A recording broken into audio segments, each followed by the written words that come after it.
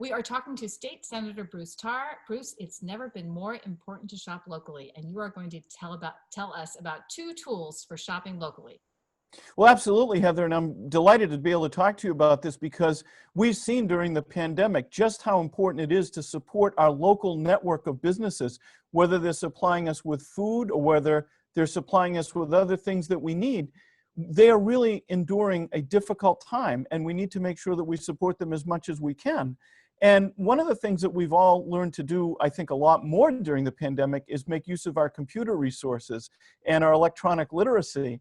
And so state government is responding to both of those things by setting up a couple of websites that can help people support their local businesses. Now, the first one is called, and I have to make sure I get it right, is findmylocalmass.com. So findmylocalma.com.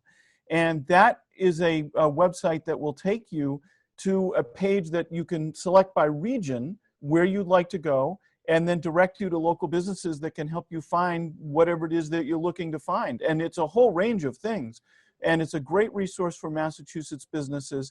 And this website is really just getting started, Heather. So it's in its developmental stages, but it's an important place to go. And if you're a business and you would like to be on this website, then you need to be in contact with the Executive Office of Housing and Economic Development, or reach out to our office and we'll help you make that connection, because we want as many local businesses to be on this website and to be able to be supported by all of us that would go to the website to find them as possible.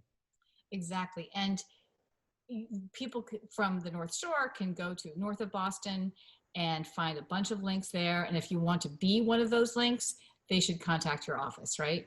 Absolutely, and we'd love to help people become enrolled on this website. And I think you make a good point, because we may venture off Cape Ann, although many of us don't do that frequently, but we may venture off Cape Ann, and we may want to support a local business in another part of the state as well. But it's important that we do that, and this website gives us the ability to navigate across the state and to see where there are opportunities to support local businesses. And importantly, this is a consumer-facing website, Heather, so this is intended for someone who is looking to purchase something, whether it be a good or a service, to be able to go and find places that they can do that locally. And that contrasts with the other tool that I wanted to talk about today, which is more of a business-to-business platform, and that is the Mass Grown Exchange. And the Mass Grown Exchange is something that a lot of us worked very hard on the development of, and a lot of credit here to Lieutenant Governor Karen Polito, and she worked with the Food Caucus in the legislature, which I'm a part of. Representative Ferranti is also a part of it.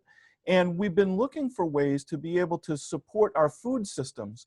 And you and I have talked a little bit in the past about trying to make sure that we boost our capacity for things like meat and poultry processing. This effort really represents the other side of that, which is trying to connect businesses that have things to offer each other. And so what do I mean by that? Well, an example is, if I'm an institution and I'm looking to find locally grown produce, the place I want to go is this website. If I have equipment that could be used by a food processor or a restaurant, and I want to make sure they know that that's available in Massachusetts, this is the website for that. And one of the things that's particularly important for those of us on Cape Ann is that the website was developed by the Mass Department of Agricultural Resources, and Commissioner LeBeau took the lead in its development, but also it was done in consultation with the Massachusetts Division of Marine Fisheries and Director McKiernan, so that we could have a complete range of food represented, including seafood products. And that was something that was very important to a number of us. And I'm very pleased to say that it is now available. And on this particular website, which again, I want to make sure I get it right, is the Mass Grown Exchange, then you can go and there's a tutorial on the website that shows you how to use it. And you can also register on the website without having to deal with anybody else. And both of these are free, and that's very important. And there are parameters. So for instance, you can set up a limited time for your posting to appear on the locally grown website. So if you want to put something out during harvest period, but you don't want it to be there year round, you can do that, and you can customize your posting. It's a very easy site to use, and really the only criteria is that the products that are on it be developed in Massachusetts, either be harvested in Massachusetts, produced in Massachusetts, processed in Massachusetts. And so far, the site is getting very, very good reviews and very good usage. I am so excited about both these sites. Now, I know that the findmylocalmass.com was definitely born out of COVID. And I realized that, leadership on Beacon Hill and the governor are so concerned about supporting small businesses. And this is such a great way to do it. And there's a lot of language on the site about supporting small businesses during COVID and because of COVID. There's a lot of language about staying safe when you're shopping. Now, is the Mass Grown Exchange, was that born out of this really difficult time also? It really was. And it was a result of a lot of conversations that have been going on for several months relative to food supply in Massachusetts and being able to access food supply.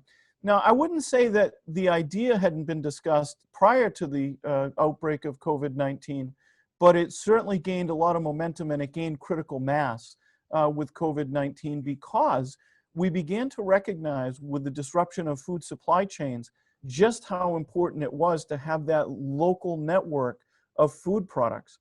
And that's why a lot of us have been working very hard to boost capacity.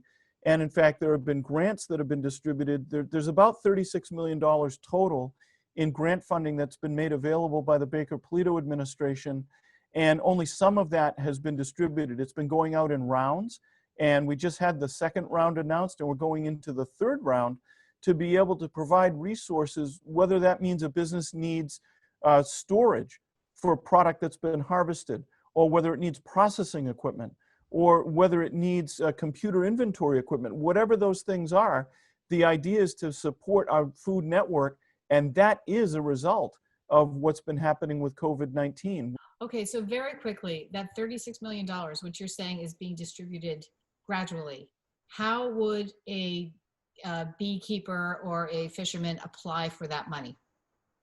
So that is a great question. We can provide information for that through our office again, and folks can certainly send me an email at bruce.tarr@masenate.gov or give us a call at 617-722-1600. You can also go to the Mass Department of Agricultural Resources page on the mass.gov website. But the main thing is, Heather, if somebody is looking to do something by way of expanding their capacity or boost their strength as a food producer, we don't want them to fall through the cracks. We want to make sure that they reach out to us and we try to get them assistance. And we have been hearing from folks all across our region who are looking to do very important projects that will make our food supply chain stronger. Well, I think this is good news. And COVID has been hard, but it's always nice to see these innovations happening. So thank you. Well, it's certainly a pleasure to be able to talk about them. And again, a lot of credit to the people that I've mentioned, and a lot of credit as well to the Legislative Food Security Caucus that has been working very hard on these issues. It's bipartisan. It includes members of the House and the Senate. And again, Representative Ferranti, our representative on Cape Ann, has also played a leadership role here, as has Representative Brad Hill. So there's a lot of good work being done, and perhaps, I know we're going to run out of time in just a minute, but perhaps next time I can give you a sense of some of the grants that have already gone out and what they've done and what they are doing to be able to support our local food producers.